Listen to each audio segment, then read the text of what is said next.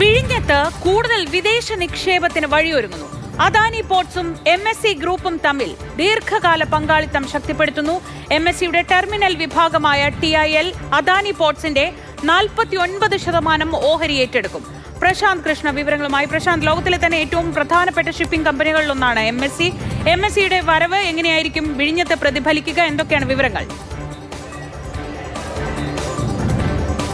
ശ്രീജ, വലിയൊരു സഹകരണമാണ് അദാനി പോർട്സ് വിഴിഞ്ഞത്ത് MSC കമ്പനിയുമായി ഏർപ്പെടാൻ പോകുന്നത്. അതായത് $2.85 ബില്യൺ ഒരു ഇടപാട് മൂല്യമാണ് കണക്കാക്കുന്നത്. അതായത് അദാനി പോർട്സിൻ്റെ Adani ports and special economic zone ലിമിറ്റഡിൻ്റെ 49% ഓഹരിയാണ് ഈ മെഡിറ്ററേനിയൻ ഷിപ്പിംഗ് കമ്പനി MSC ഗ്രൂപ്പിൻ്റെ ടെർമിനൽ വിഭാഗമായ ടെർമിനൽ ഇൻവെസ്റ്റ്മെൻറ്റ് ലിമിറ്റഡ് TIL വാങ്ങുന്നത്. ഇതിലൂടെ MSC കമ്പനിയുടെ വലിയ നിക്ഷേപം വിഴിഞ്ഞം കേന്ദ്രീകരിച്ച് വരും. അതായത് ഇപ്പോൾ സംസ്ഥാന ബജറ്റിലൊക്കെ വിഭാവനം ചെയ്യുന്ന സമുദ്ര പദ്ധതി പോലുള്ളവയുടെ കാഴ്ചപ്പാട് കൂടി ഉൾക്കൊണ്ടുകൊണ്ട് തന്നെ വിഴിഞ്ഞം തുറമുഖത്തിൻ്റെ നടത്തിപ്പുകാരായ അദാനി പോർട്സ് മുന്നോട്ട് പോകുന്നു എന്ന് വേണം മനസ്സിലാക്കാൻ ഇതിലൂടെ.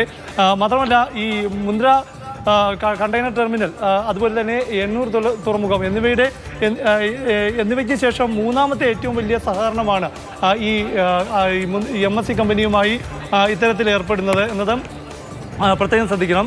ഈ ഏറ്റവും പ്രധാനപ്പെട്ട കാര്യം, നിക്ഷേപം നിയമാനുസൃത അനുമതികൾക്കും നിയമാനുസൃതമായ നിയന്ത്രണങ്ങൾക്കും വിധേയമായിട്ടായിരിക്കും എന്ന കാര്യവും വിശദീകരിക്കുന്നുണ്ട്. ഇതിൻ്റെ കൂടുതൽ കാര്യങ്ങൾ അദാനി പോർട്സ് പങ്കുവയ്ക്കുന്നുണ്ട്. ഏതൊക്കെ രീതിയിലായിരിക്കും ഇതിൽ നേട്ടമുണ്ടാകുക എന്നത്. കാരണം ഇതുവരെ 1000 കപ്പലുകൾ വിഴിഞ്ഞം തുറമുഖത്ത് എത്തിച്ചേർന്നു. അത് മാത്രമല്ല, 2028 ഡിസംബറോടെ 57 ലക്ഷം TEU ശേഷിയുള്ള കണ്ടെയ്നർ കൈകാര്യം ചെയ്യുന്നതിനുള്ള തരത്തിലേക്ക് ഈ തുറമുഖത്തെ വികസിപ്പിക്കേണ്ടതുണ്ട്. അപ്പോൾ അതിൻ്റെ കൂടി ഭാഗമായിട്ടാണ് MSC കമ്പനിയുമായി സഹകരിച്ചുകൊണ്ട് അവരുടെ ഓഹരി പങ്കാളിത്തം പരസ്പരം സഹകരിച്ചുകൊണ്ട് തന്നെ ഈ വിഴിഞ്ഞം തുറമുഖത്തിൻ്റെ ഒരു വികസനം, അല്ലെങ്കിൽ വിഴിഞ്ഞം തുറമുഖത്തിനെ എല്ലാ അർത്ഥത്തിലും വികസനത്തിൻ്റെ പാതയിലേക്ക് എത്തിക്കുന്നതിന് വേണ്ടിയുള്ള ഒരു സഹകരണം എന്ന നിലയ്ക്ക് അദാനി പോർട്സ് മുന്നോട്ട് പോകുന്നത്. ഏതായാലും ഇതിനകം 70-ലധികം അൾട്രാ ലാർജ് വെസൽസാണ് ഇവിടെ വന്നിട്ടുണ്ട്. ഇങ്ങനെ ഓരോ കപ്പലുകളും വരുമ്പോഴും നമ്മൾ തന്നെ വലിയ ആഘോഷമായി അത് നൽകിയിരുന്നു. അപ്പോൾ ആ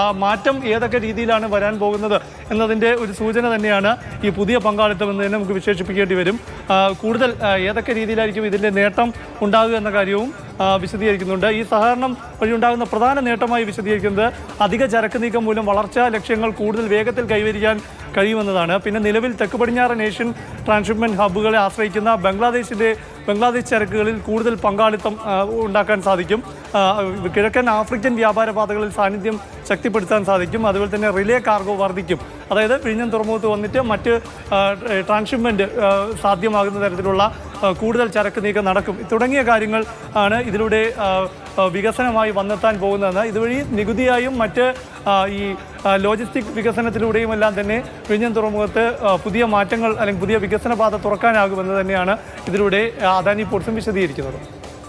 ശരി, പ്രശാന്ത് കൃഷ്ണയാണ് വിവരങ്ങൾ നൽകിയത്.